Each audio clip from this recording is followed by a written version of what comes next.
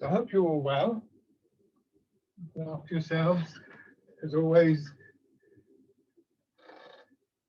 you've been giving us a sense of sort of optimism, I hope.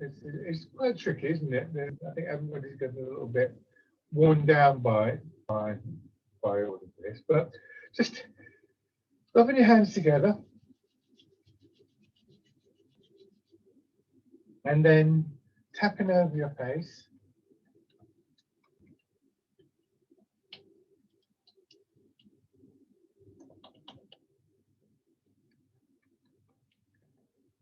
Gradually work up over your head, down to your neck.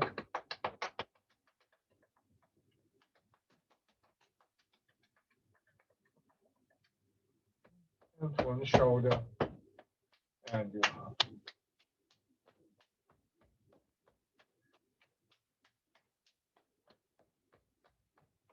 The other side.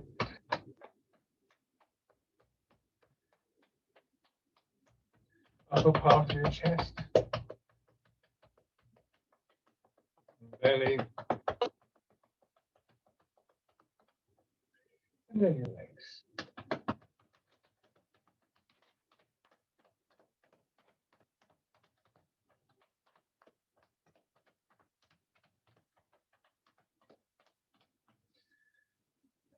Sit back.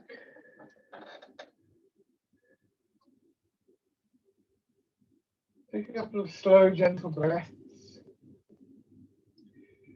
Feel your weight dropping into the chair and feel the change in your body. Although we're sitting back and although it's a sort of quieting down, there's also at the same time the sense of just opening up, releasing some of the tightness in the body. And at the same time, as we focus our attention, just sort of stepping back from that sort of slight maelstrom of thoughts and images and so on and so forth. And one example, one image sometimes used in meditation is that it can be like walking down a forest path and past a woodland that is very dark and overgrown, and suddenly coming into the clearing. And there's a kind of opening up in that sense. You're still aware of the woods, you're still aware of what's going on there, you can still see into it, but you're not quite so constrained.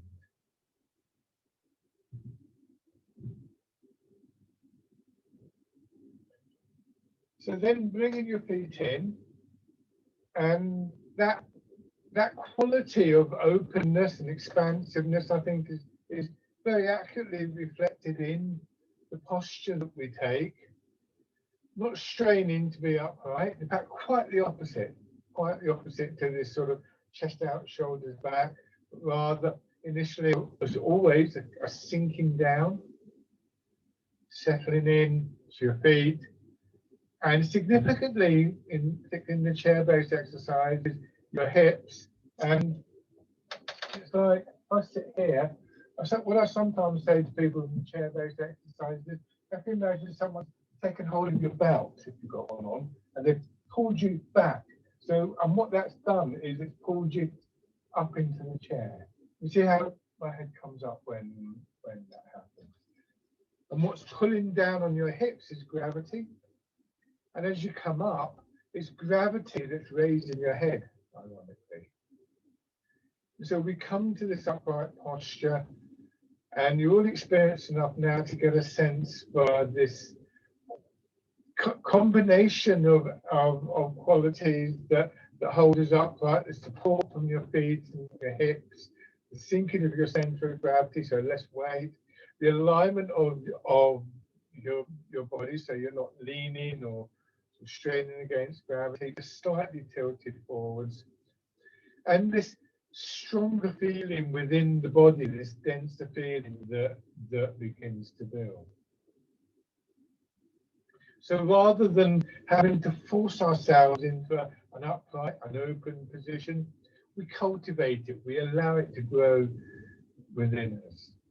And along with this comes this sort of lifting of spirit and this raising of the energy that that I've talked about before that we can associate with the practice.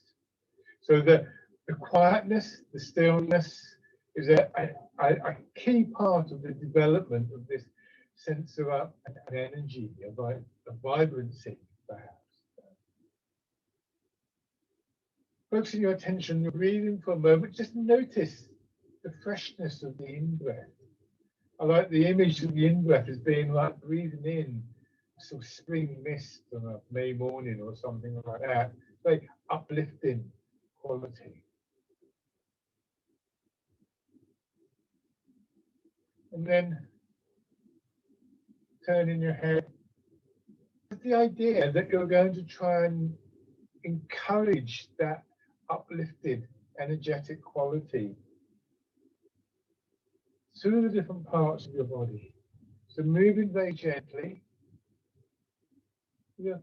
And aim in the long term to increase the range of your movement, of course, but not in a hurry for that. Still aware of the basics, your hips sinking down, a sense of being pulled back by the pull of gravity, the head, the shoulders gently drawn into the upright position.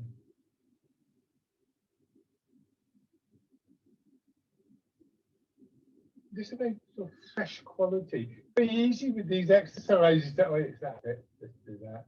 But actually, when you think about it, it's quite an amazing movement. A very simple movement like this, what it requires within your body to make this movement. It's complex and quite amazing, really. And then circling around with your elbows.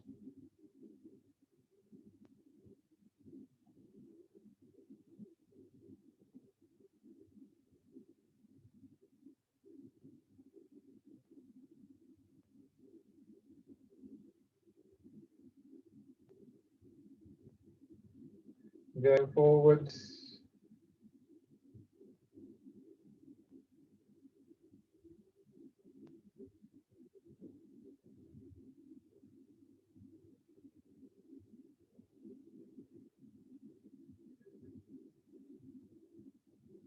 Arms down to your sides.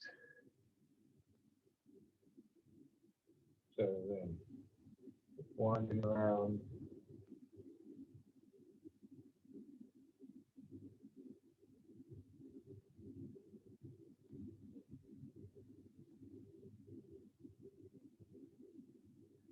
Try and make it a nice smooth movement. Imagine you're trying to just sort of draw a circle or a part of a circle with your fingertips.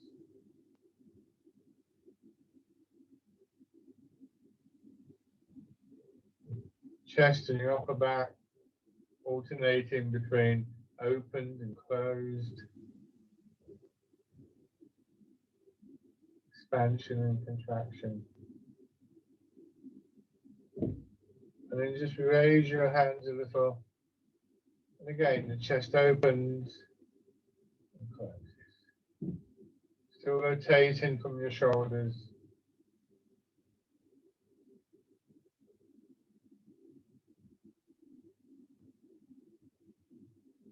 Trying to keep your attention focused within your body and noticing change, noticing movement within your body is a good way of doing that.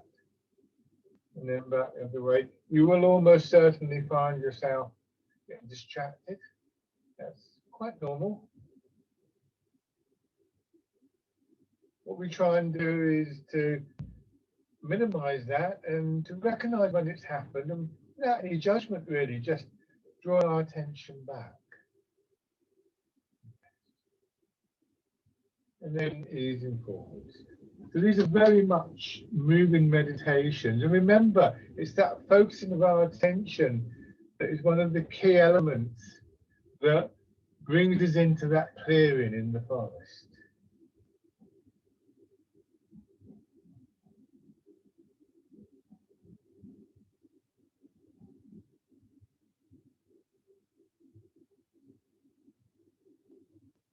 Remember, use your feet to push your head back, then straining your shoulders to pull yourself up.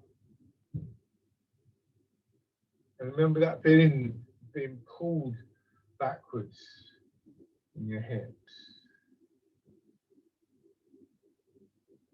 So the combination should allow us to get this movement very smooth, and your spine just gently floating in the back. It only takes just a little nudge, like a soft breeze on a stalk of grass, to start the movement.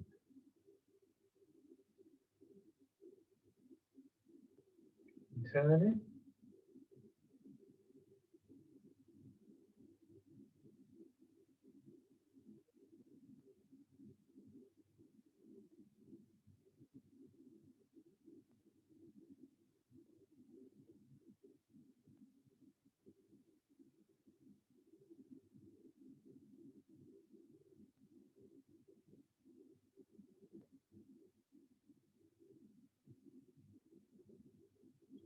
And then in the other direction.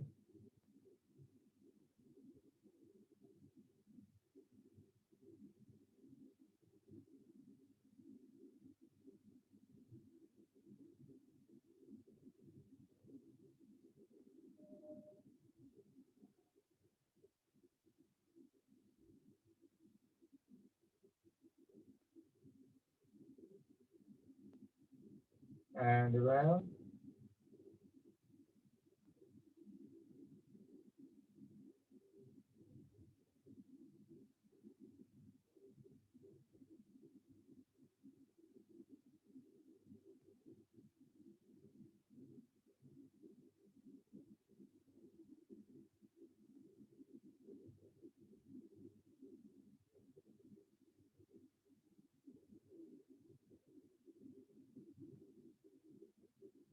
And back the other way.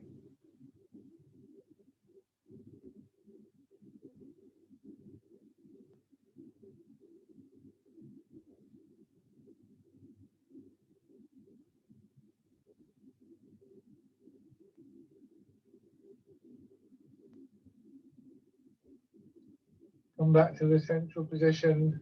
Don't rush. Pull one heel up and step forwards. Push the foot into the floor.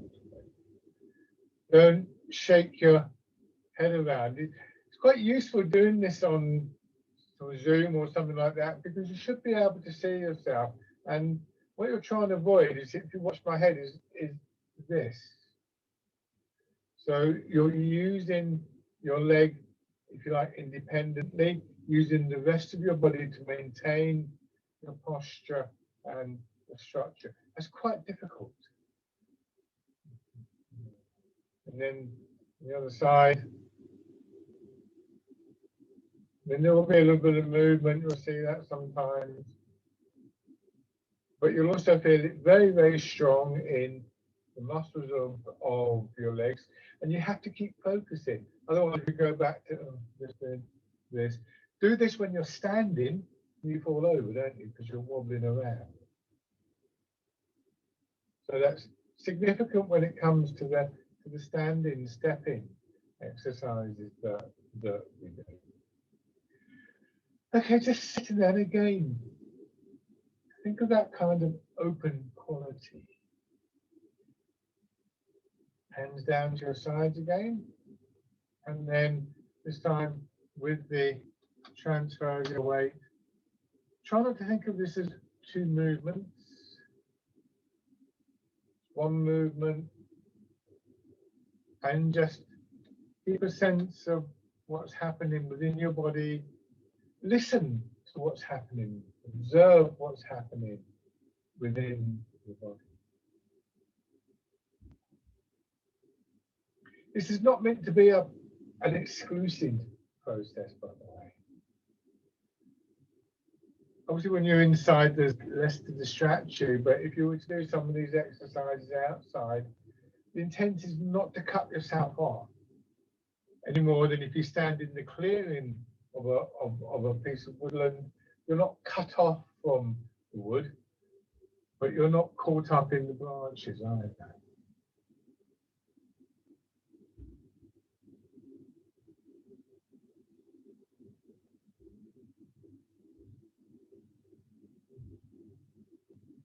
but the focusing of your attention starts within your body, not outside.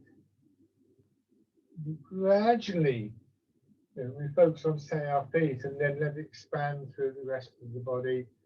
Become aware of our breath and that sharper quality of the in-breath, and of course that comes from outside. So there's a gradual sort of opening up of our attention. And then fisherman casting net.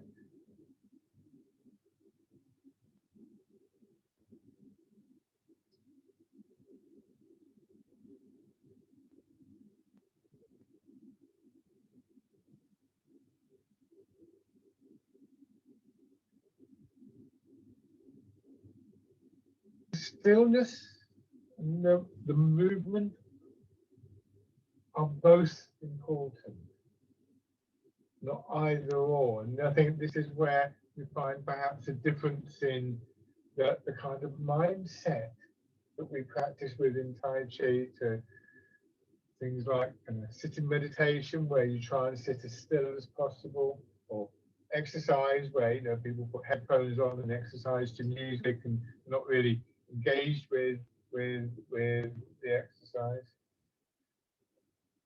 The old Tai Chi writings tell us that we should seek the stillness within the movement.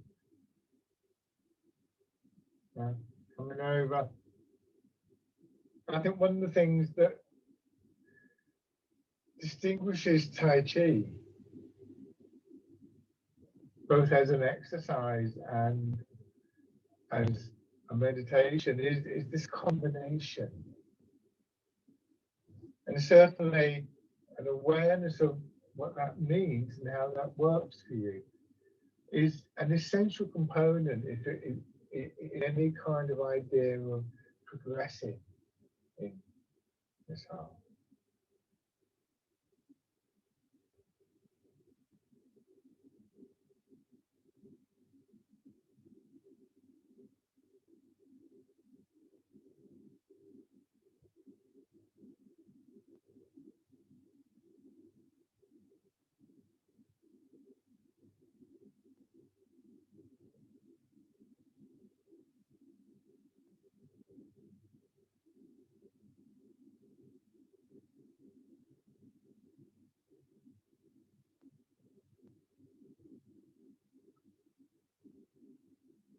The flow of the movement just naturally develops when we've got the correct environment for it to build in.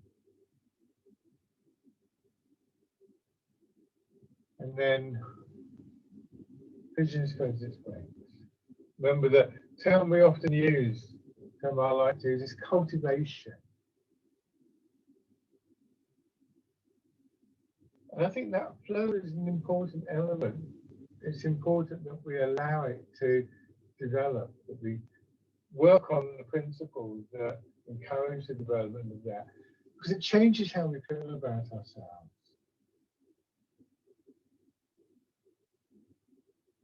Very important in the generation of this quality of well-being. So switch your attention away from the flow. Come back to awareness of your weight, your feet, your hips, the sense of your spine floating, front and back of your upper body opening and closing.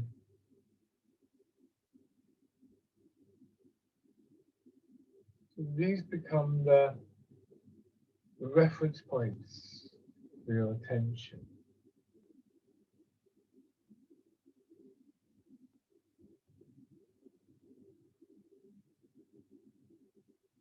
And then pushing away.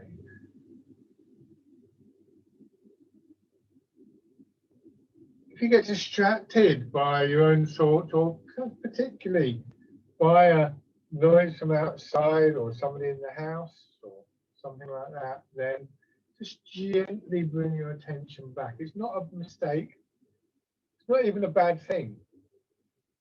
Those noises might be important. You need to be aware of.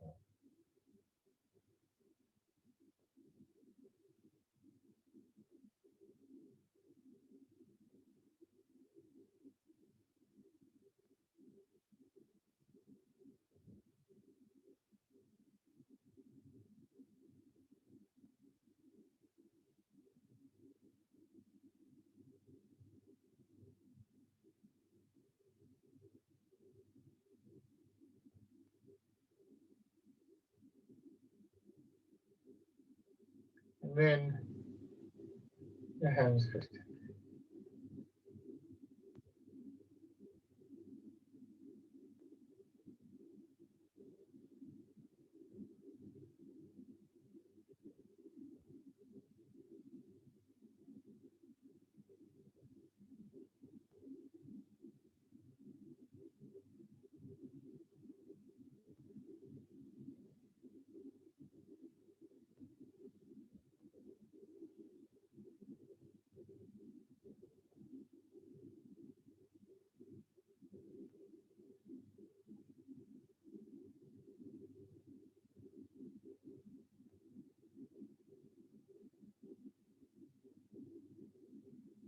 And then turning your head. Just try and take that quality of listening, of observing what is happening in your body outwards a little bit. Don't lose your awareness of the place where you are. And I mean, don't get distracted by it. This is a tricky balance to find. You know, you could be thinking, yeah, I'm in my room and I really should paint that wall. And I wonder what colour I'm going to. Yeah, we have to sort of draw ourselves out from that, but that doesn't mean that we're cutting ourselves off from it.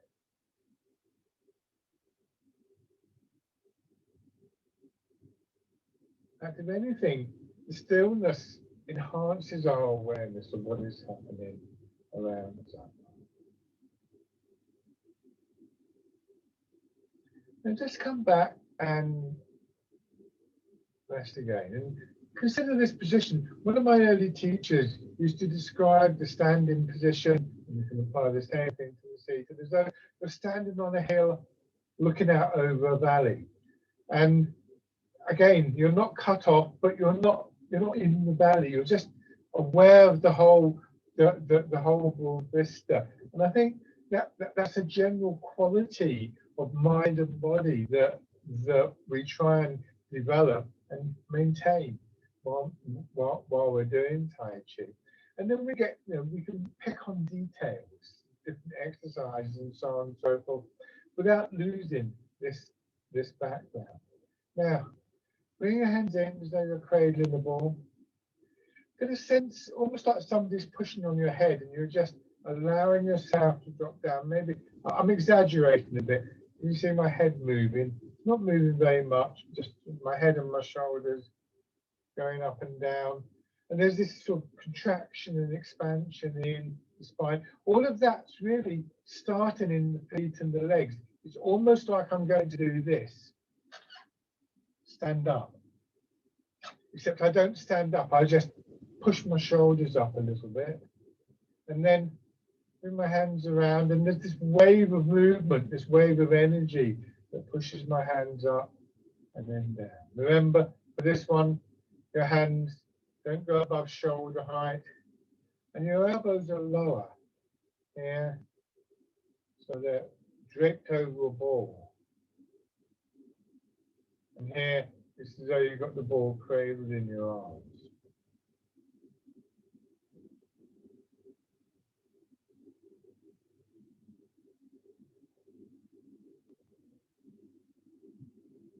So at this point, you should be able to glance downwards and see your fingers. They shouldn't be up here.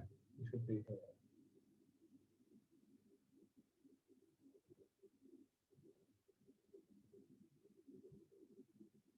The expansion in your spine, working out for your ribs, your sides.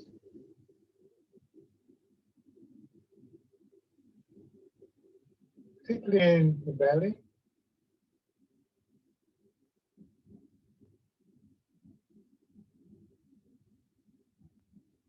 And then changing to the wild goose.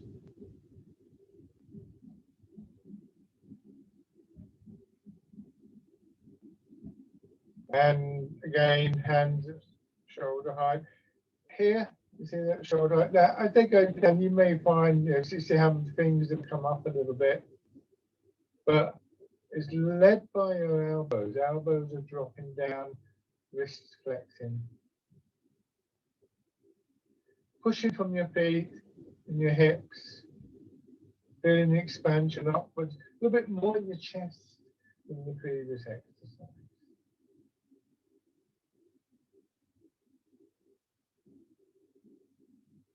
So this smooth movement is encouraged by the exercises to just permeate the whole of the body.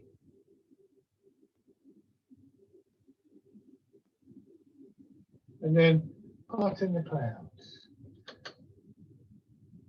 Go forward slightly, you come back, and again you push through your feet, through your hip, you feel the expansion in the upper body, and this time your hands do come up a little bit higher.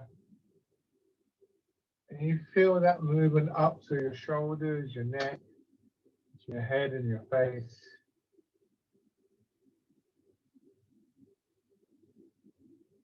Don't lift your arms. Your arms are being pushed up and down.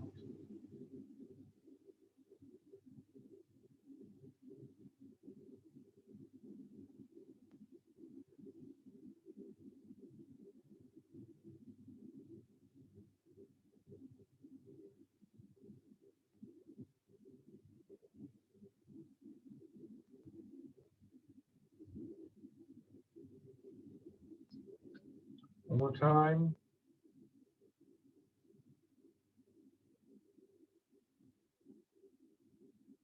Go back to the rooting down, the first of these movements, and we'll just sequence of 3. So just try and feel the contrast and the similarities between each exercise. And it's very subtle contrast. They're not totally separate, but there are slight differences.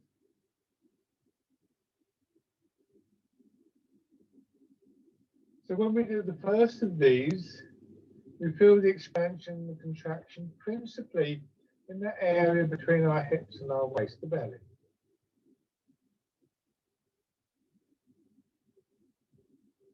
And then when we do the wild goose, we feel it in the belly in the same way, but then a little bit further up, solar plexus, the bottom part of your ribs.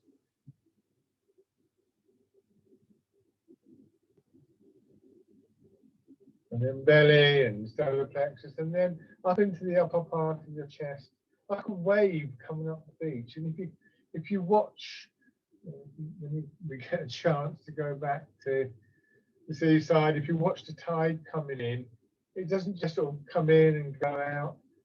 The waves gradually creep up the beach, and what they do, they go a little bit higher,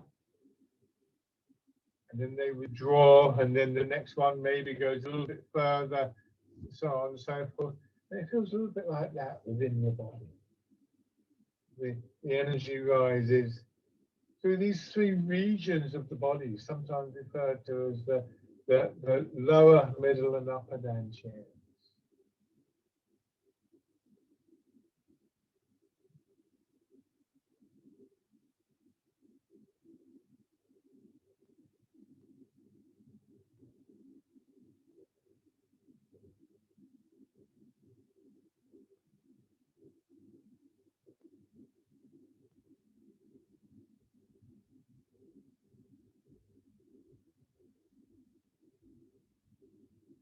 And around.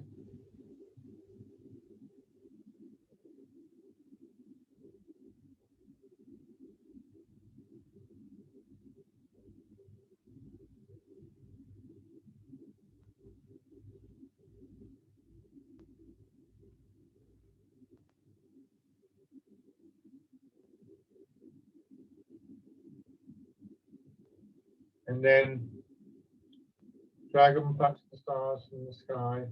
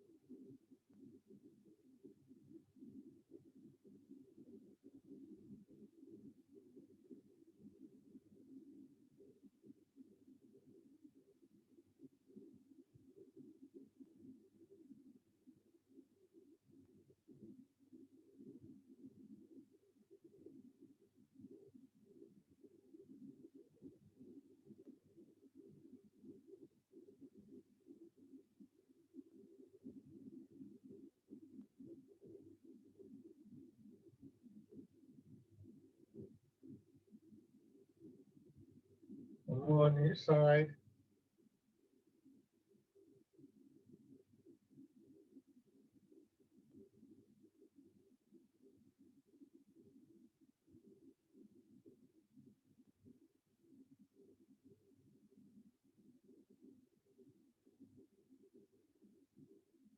And then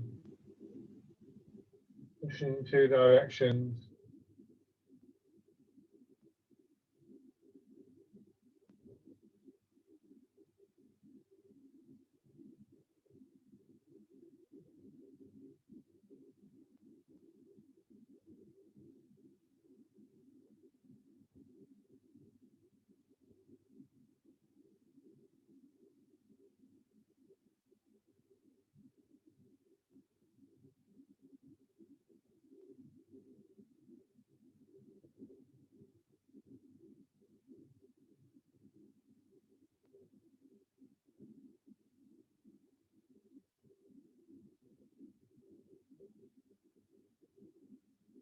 This time, and turning in very carefully.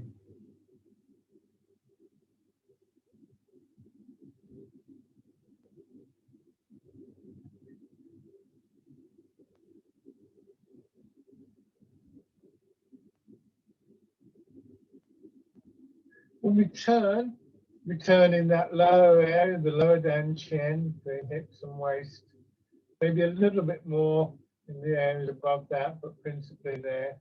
Excuse me. And going back to the stillness within the movement, the part of the body that we would find that still point in the movement in is actually there and in the feet in this instance. Everything moves around the center, like the rim of a wheel on a bicycle moves around the hub stays still. So we have a physical location that we can take our attention to access that quality of stillness without losing the movement.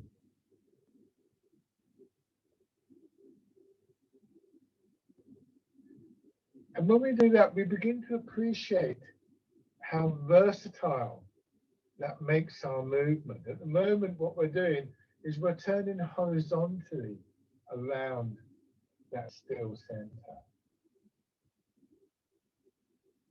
We're going to change now to scooping the sea and looking at the sky. And now we're rotating vertically around that center.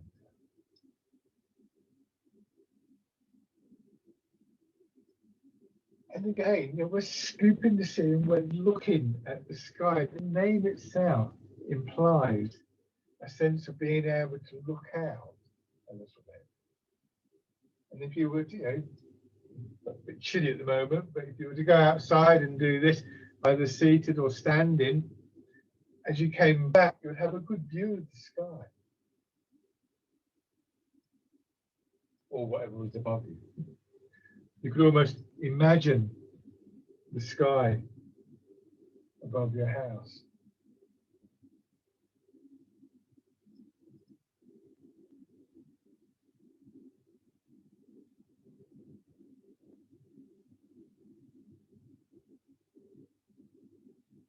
Change this time to grasping the tiger's ears. This movement is adapted from the Tai Chi forms. And one of the key elements in Tai Chi itself, in the forms, is that they're all martial movements. They're all fighting movements, potentially. I'm not suggesting you go out and pick a fight, by the way. Yeah. Well, what that means is that there is an element to what we're doing, which is about what is around us, what is outside of us.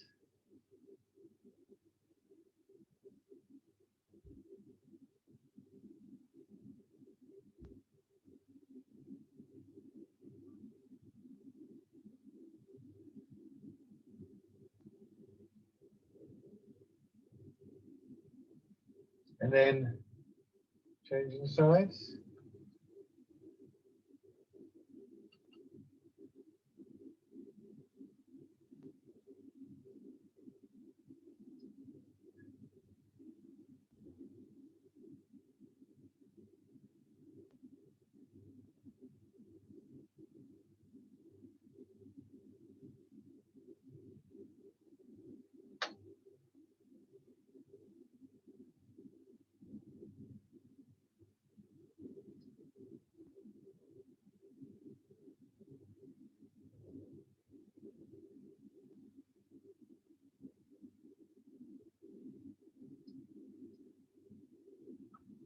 and then grasping the tiger's ears.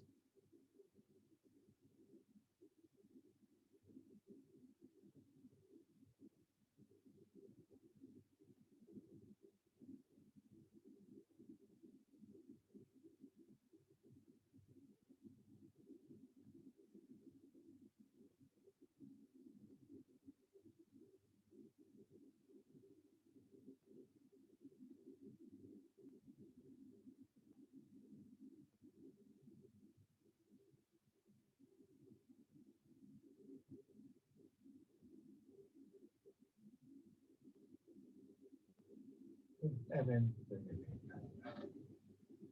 so this inner and outer thing, this awareness of what is happening within and without, I think is very characteristic of Tai Chi. I think it's really important.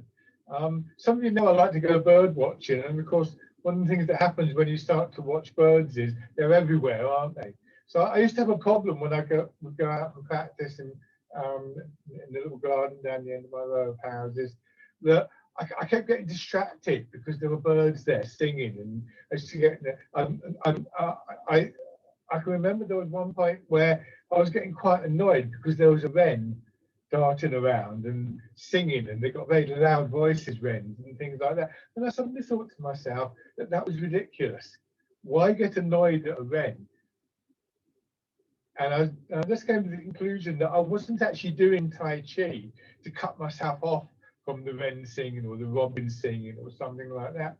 And as soon as I thought that, I found that because I wasn't resisting it, and because I was, I was able to enjoy it, I can actually go through my Tai Chi and do my practice and so on and so forth without and be aware of what's happening around me, not just the bird song, but all sorts of things. And they don't fight each other anymore. So it doesn't take anything away from my practice, and if anything, means that I'm more aware of what is happening around me. So there is this internal and external quality, I think, to Tai Chi. And again, I think that's very uplifting. I think that if you get a chance to go outside, or even just practicing with the window open or something like that, that sense of connection, something that's been talked about a great deal over the last sort of 12 months or so with people in lockdown, and just how important that sense of connection is. And there was even, interestingly, people are doing a study on what they call virtual nature, the effect of watching natural history programs and things like that on television can be very uplifting. This is no longer just a fancy for people like myself. This is actually beginning to be documented, that it's good for our mental health. And I think Tai Chi really enhances that. I think the stillness of Tai Chi actually brings us closer to the environment that we're in, makes us more aware of the environment we're in. And I think that's a very important element in the practice. I don't want you to think it's all about noticing what's happening in your rib cage and so on and so forth. It's an expansive quality that is in itself, I think, very uplifting. Now, just transferring your weight forwards and backwards, and with a little turn. So now we're combining that vertical and the horizontal turn. Go to one side and then back to the middle, and then the other side, and back to the middle. Bring your hands in and hitting the ball in front of the shoulder.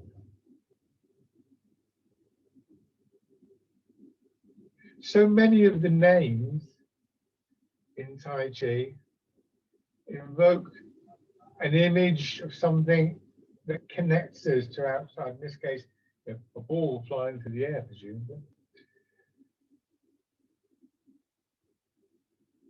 Remember that quality of looking out over the valley. It has an effect on your posture. I mean, there's a physical element to it as well, in terms of how you stand or sit, how your head sits on your shoulders.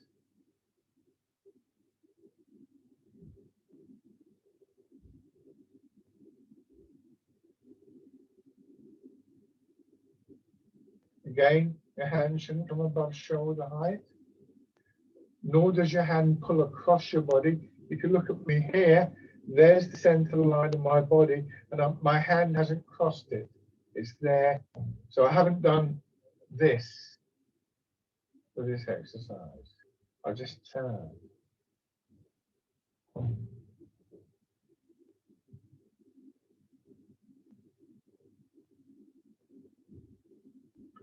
Now, from here, as you bring your hand down, sweep the other hand forward so that we go into the movement, stirring the beans.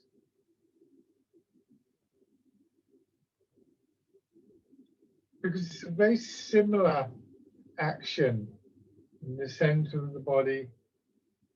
And you're just keeping your arms a little bit lower, of course, keeping them just slightly above the level of your hips and your knees so they don't get caught up on your legs.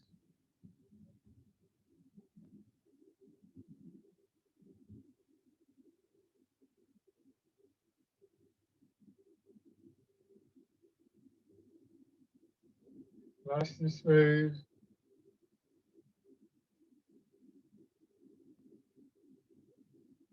You could imagine sitting in water up to your belly and just letting your hands skim across the surface of the water.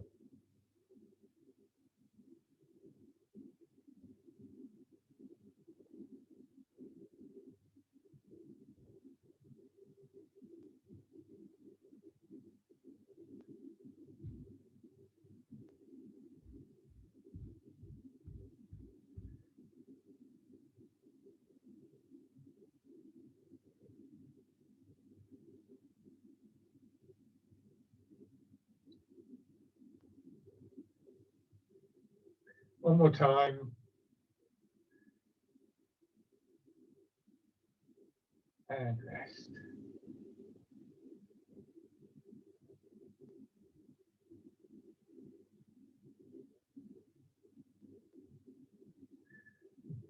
Open your hands together then.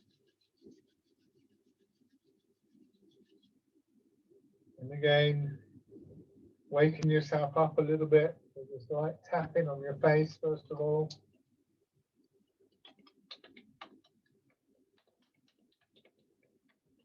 Over your head and neck.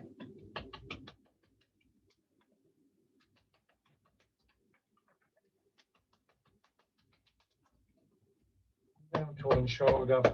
And your arm.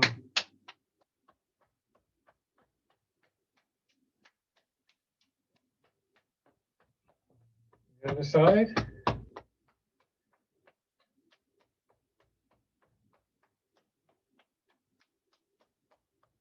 Upper part of your chest.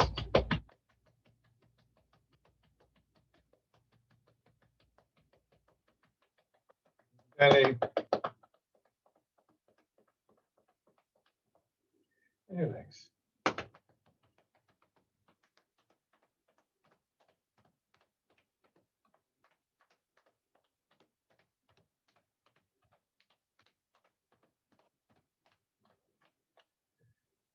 Now stand carefully.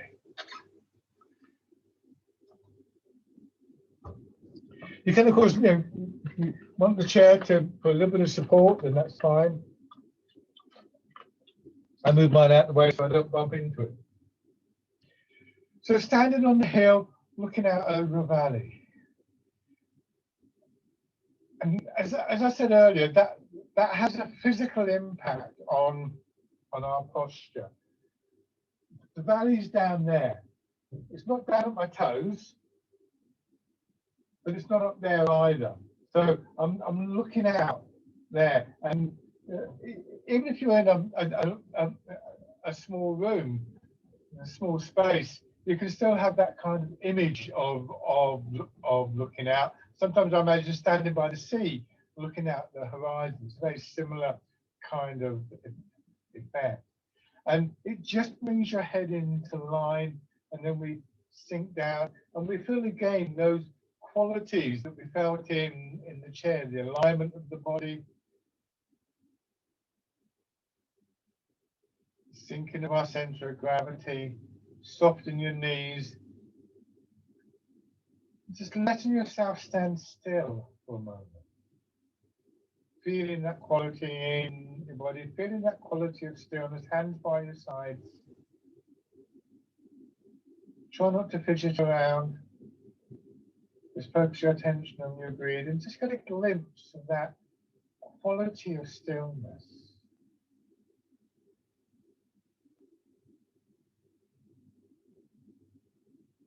And when it starts to be lost, you start to feel a bit kind of, oh, you've got to move or something like that. See what happens if you just bring your attention back to your feet, the hips, to your breath.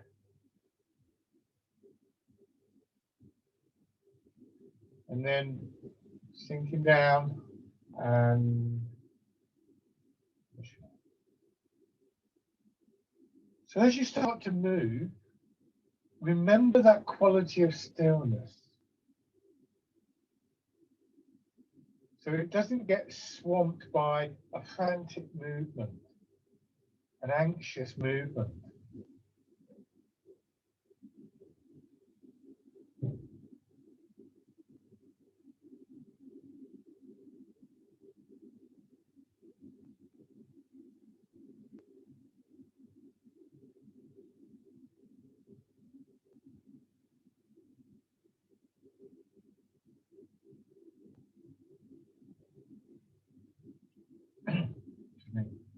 And then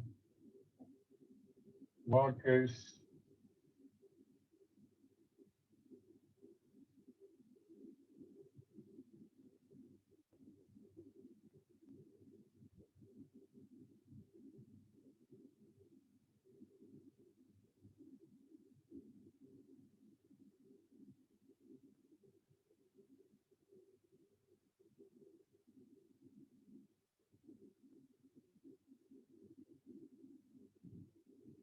And part of the clouds.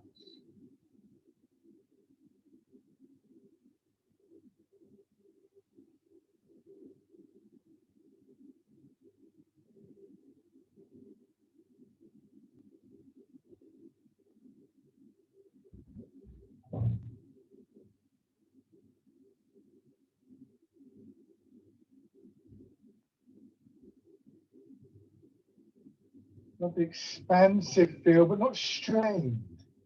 And again, that the opening quality, almost reaching out a little. One more time.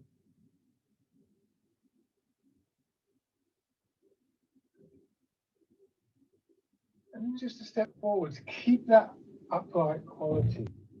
Use your legs to move your body.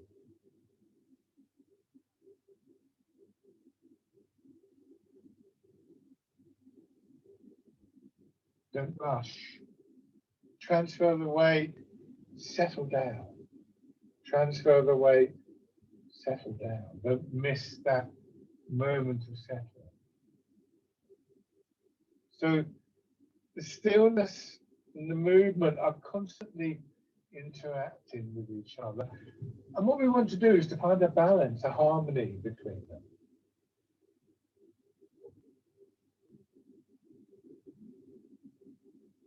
Raising your toes and your heel.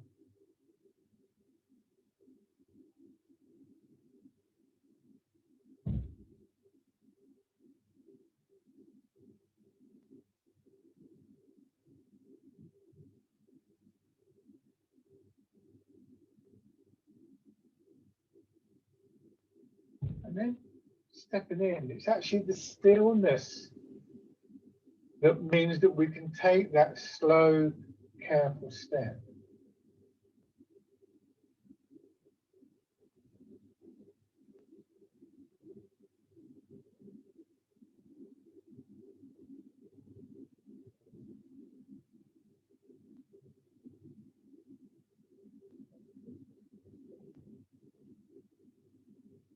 And then with your other foot forwards.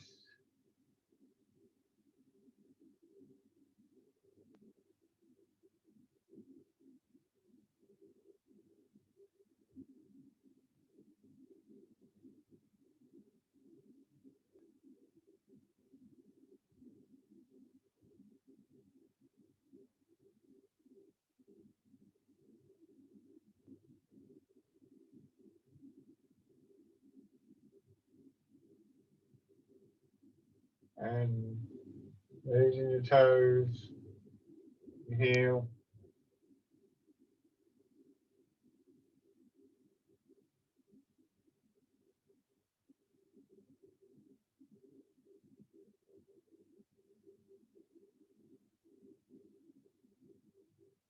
Stepping in.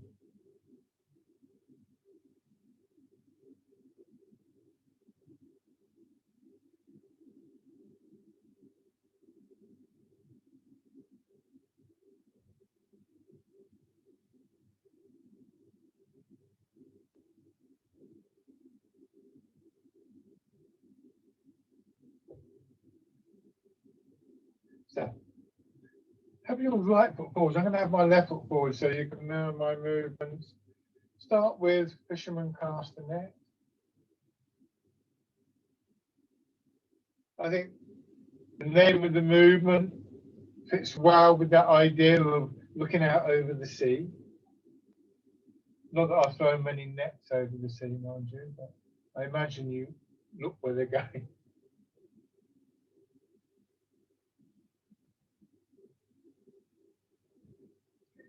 So at the moment, we're facing forward. So this area, if you like, is facing forwards, but we're going to the back leg and you turn to your right and that just swings the arms out. And again, we appreciate how focusing in that still point in the body, if you like to think of it like that, actually helps us to develop the movement.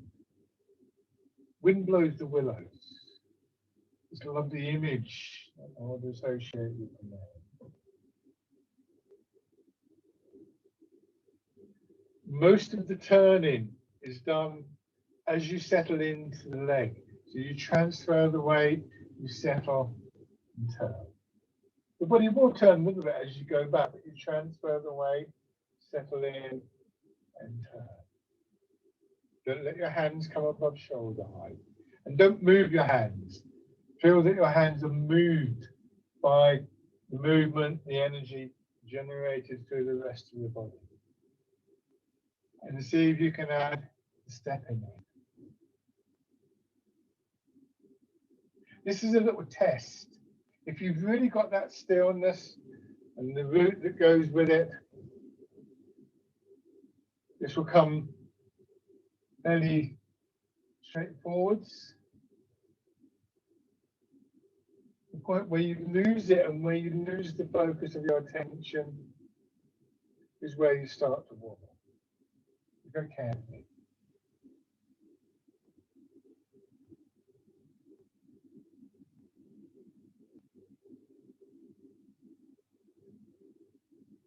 Okay. So if I go to do that movement and I get to here and my arms have got to there, and then I think, well, no, I've got to move my arms further. Oops, hold on a second. I'm wobbling there. Watch what happens when I move my arm more than I should do. I fall over. Don't move your arms so much. Feel the movement from within your body. So now your other foot forwards, your left foot forwards. So remember the contact that your feet have with the ground, the center of your body. These are points that you want to really have an awareness of really the whole time. Just as you're aware of your shoes, of your hair.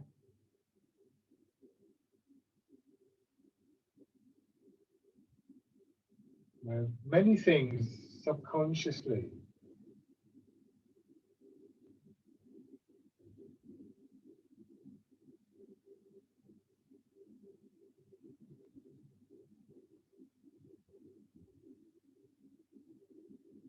Sink back and turn. What you're doing is actually settling the center of the movement, the hub of the wheel, into the ground. So that awareness of what's happening in your feet and awareness of what's happening in your hips and your waist are very much part of the same process.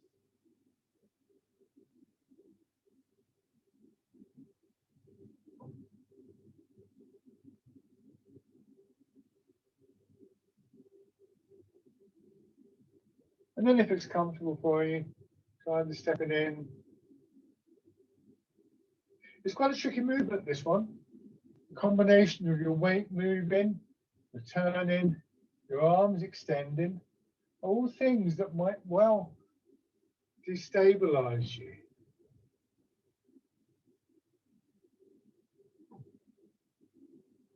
But don't be surprised if there is the odd wobble. And don't be disappointed if there is. To see if you can recover from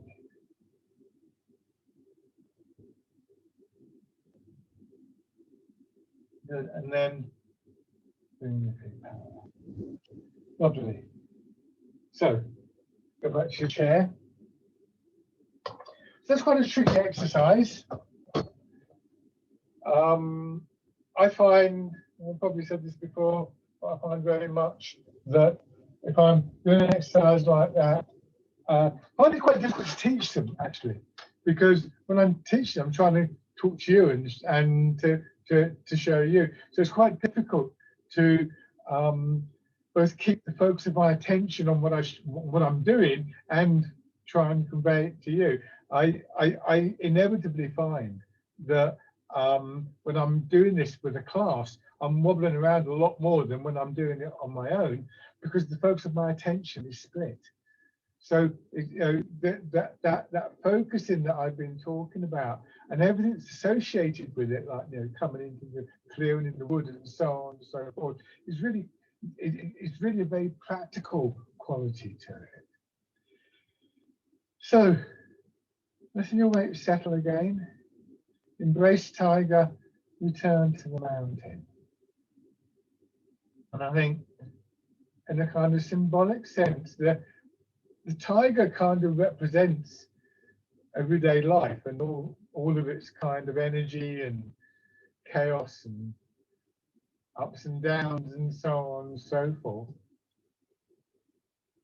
And the mountain is this quieter, spacious, stiller element. The very name of the movement, we're looking to embrace the tiger, not to reject it, not to cut ourselves off from it, but to draw it into that quieter space.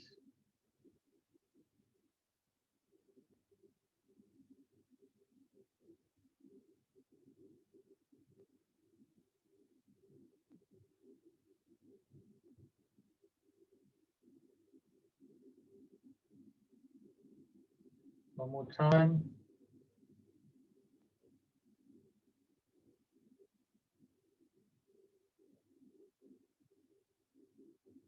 And rest.